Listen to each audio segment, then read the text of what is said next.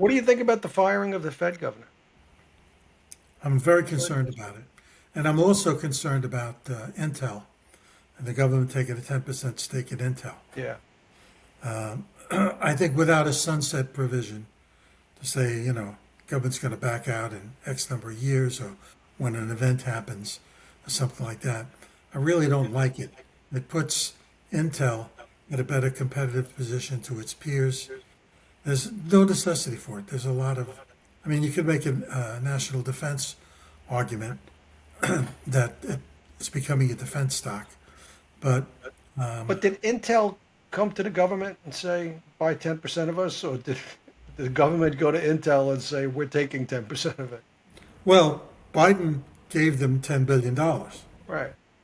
and I guess Trump started I remember that. conversations. That was like 3 years ago now, right? Yeah, Like you said, his January State of the Union. yeah, but the problem was Intel just couldn't turn around because they couldn't make the really good chips. Intel's meat was, retail chips, Right. not these giant, super fast chips. So it would take years for them. But when they first did it, I thought, well, you know, we're going to defend ourselves from if something happens in Taiwan. We'll bring chip manufacturing back to the U.S. through Intel. But that said, Intel couldn't do it. And like you said, it's a couple of years, and they haven't made a lot of progress. So there must have been a conversation with that when that CEO was under fire. That's right. And Trump said, "Well, look, I want my 10 billion back." And the CEO said, "What if I give you stock?" And Trump said, "Yeah, it's $10 billion for free."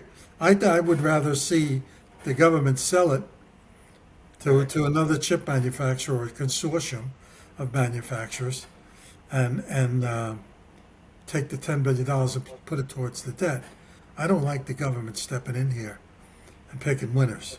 I agree 1,000% because what happens, I mean, it may all be true. They owe us, they owe the government money, pay your debt and we'll take a piece. But what happens the next time? And what is the government going to force Intel to do for that money now that they're a big stockholder?